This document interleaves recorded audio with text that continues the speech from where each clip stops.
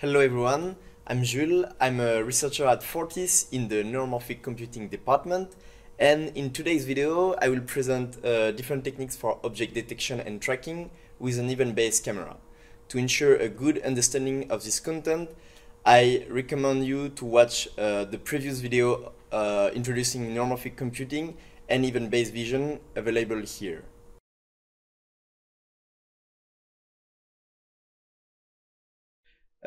Tracking object is useful in many different scenarios.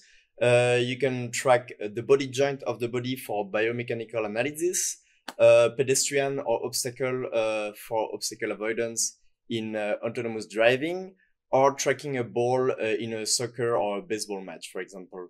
In this video, I will only cover the techniques we use for a specific project, which was about tracking blinking multiple light beacons.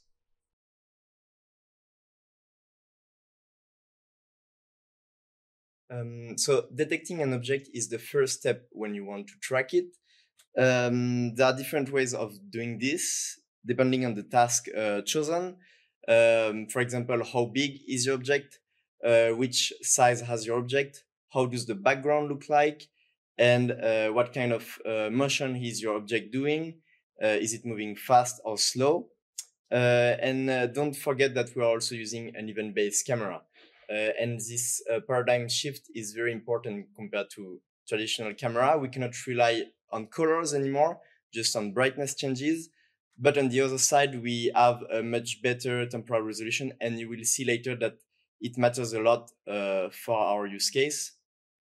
So the sparse representation of events make clustering algorithm very relevant for detection of objects. For example, the DBSCAN algorithm is often used. It's an algorithm technique that takes a minimal region size and a research radius, and that iteratively cluster events together. And it's a good technique to differentiate between noise and blobs of events with the same density.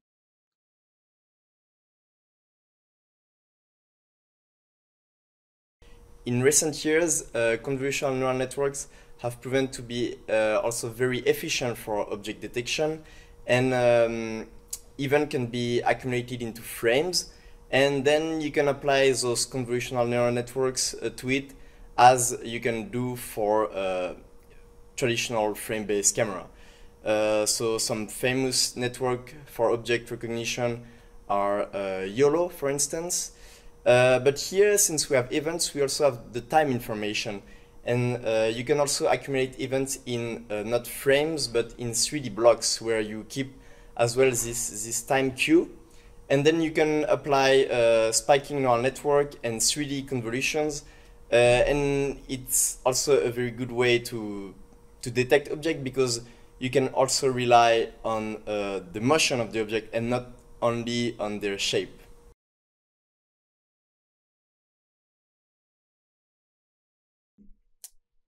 Once we've detected an object at a given time, we need to track it over time. And a very common technique to do this is using optical flow. But first, what is optical flow? It's the apparent brightness motion in a scene.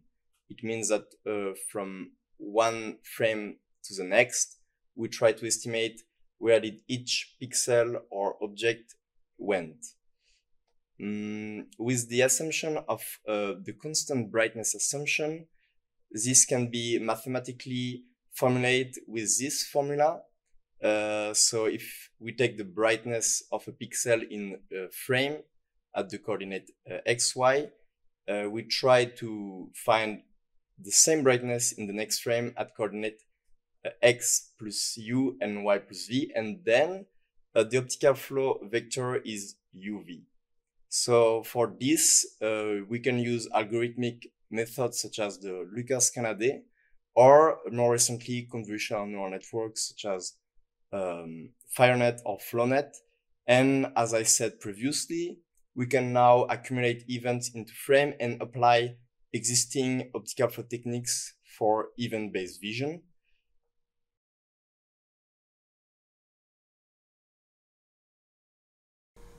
We have now two tools to track our objects. We can detect them at a given time with our DBSCAN algorithm, and we can track them over time with optical flow. But now we have two more questions. How do we combine those two tools, and how do we know which object in the previous time is which object in the next the next iteration of the algorithm if we are tracking simultaneous objects? So to answer the first question, how to combine the detection at a given time and the tracking over time of the motion of the object, we can rely on a Kalman filter which estimate accurately between a prediction of a system state and estimation of this system state. So to come back to our use case of object tracking, our system is an object, and the state of this object is its position and velocity. So we can estimate the new position of the object using the previous velocity and the previous position, but we can also measure it with the algorithm I was describing before, DBSCAN and optical flow estimation. And using this Kalman filter, we mitigate between the estimation or the prediction and the measurement to give an accurate estimation of this position.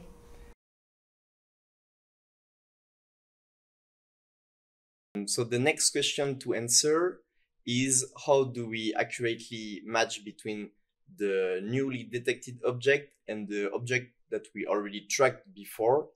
This can be quite challenging if we have many objects. For example, pedestrians crossing a street.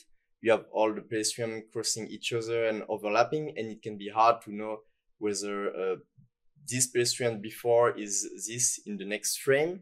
And one way to solve this is using matching algorithm, which associate or which create couples between two disjoint subsets. This kind of algorithm are commonly used for student wishes assignment in a university or for dating apps, for instance.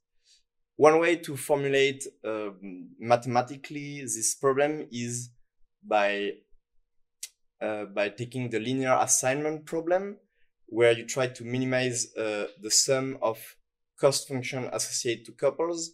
So the cost function of a couple IG could be, for our use case, the distance between the two objects.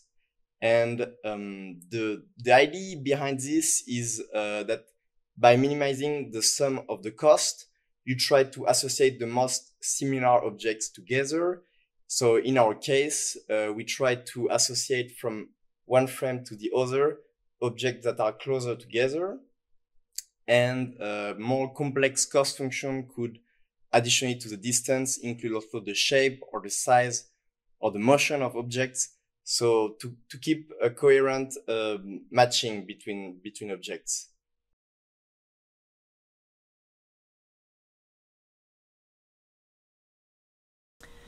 Now that we have all the necessary ingredients, we can apply our tracking technique, and I will summarize it very quickly.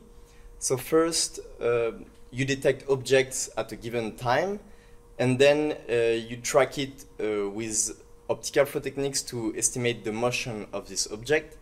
Then we match with matching algorithm existing objects that were recorded in the algorithm to the newly detected object obtained with the DBSCAN algorithm. And eventually we apply a Kalman filter to have a smooth and accurate estimation of all the object's location.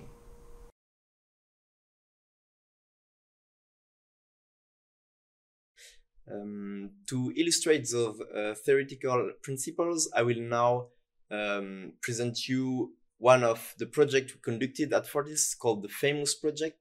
So in this case, we were tracking multiple light beacons, such as this one, that are blinking infrared light. We can use blinking infrared light to communicate a binary sequence or binary information to the receiver, which has the event-based camera. And with this, we can communicate with a given protocol if we know the frequency of the blinking light. such as the Morse code protocol, for example.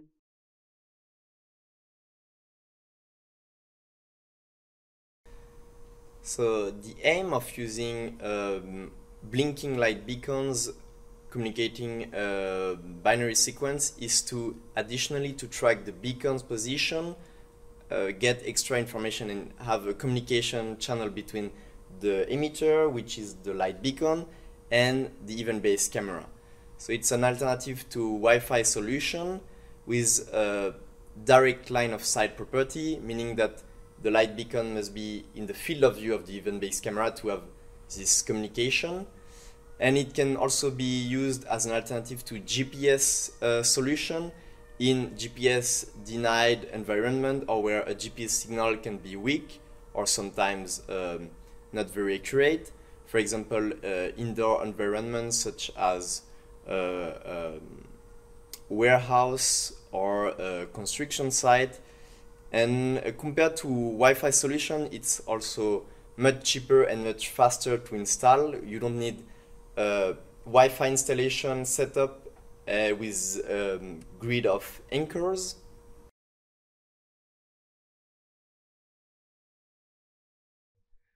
So this approach was first realized in 2008 in a vehicle-to-vehicle scenario.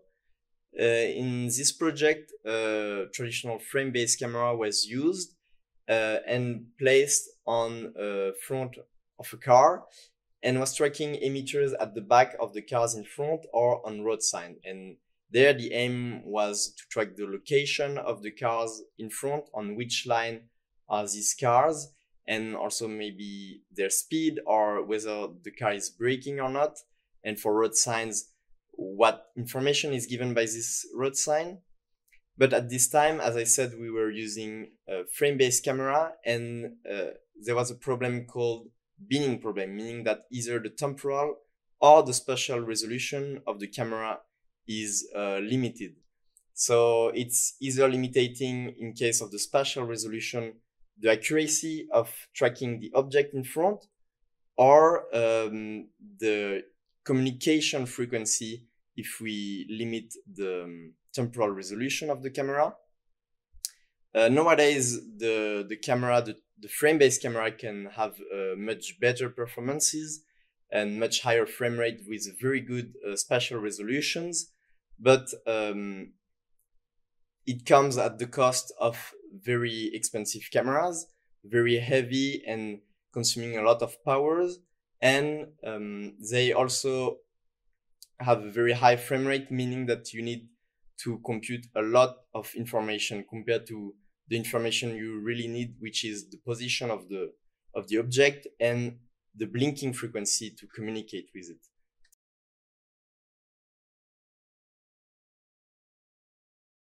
So as introduced in the previous video, event-based cameras are a very good alternative to those expensive modern cameras.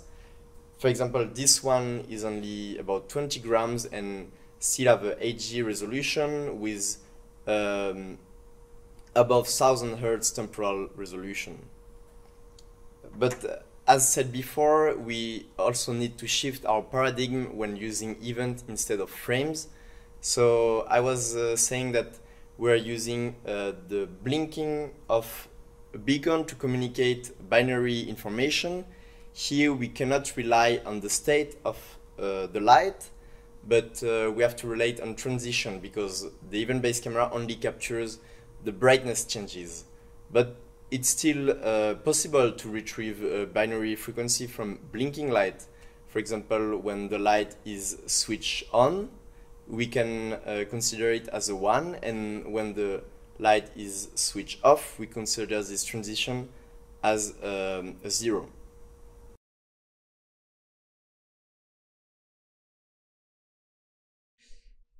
But using event-based camera implies a paradigm shift, because we cannot rely on the beacon state to retrieve a binary frequency, but on transitions. But this is still possible to exchange information. For example, when the light is switched on, we can deduce that the binary frequency before was zeros, and is switching to 1. And when the light is switched off, we will also get an event from this brightness change.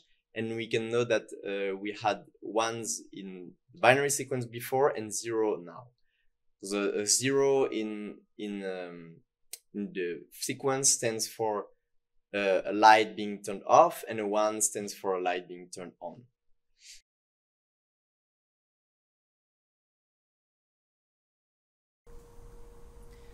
So this new project relying on an event-based camera was first realized in a simulation where the use case was asset management on a construction site with a drone. And there, the asset to track and to communicate with were workers and packages. More information on this project can be found here.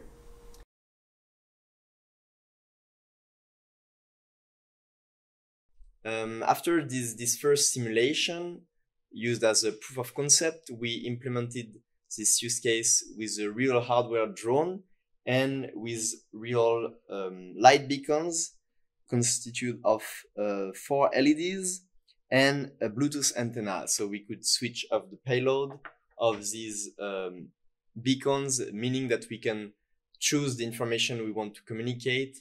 And in an industrial scenario, this Bluetooth antenna could be communicating real-world sensor information such as temperature, speed.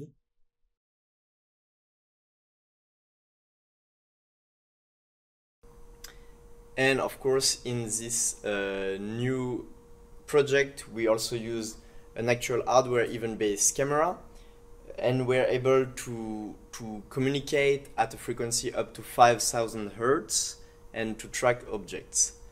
Of course, one main challenge and main difference with the simulation is that we were able to achieve much higher frequency communication using the hardware event-based camera. But another issue is that we had a much noisier output coming from the event-based camera. Also taking events from an outdoor scenario with a moving receiver, which was a drone. And the challenge was to get as many events as possible to retrieve the useful information while filtering out as much as possible the noisy events that we could obtain.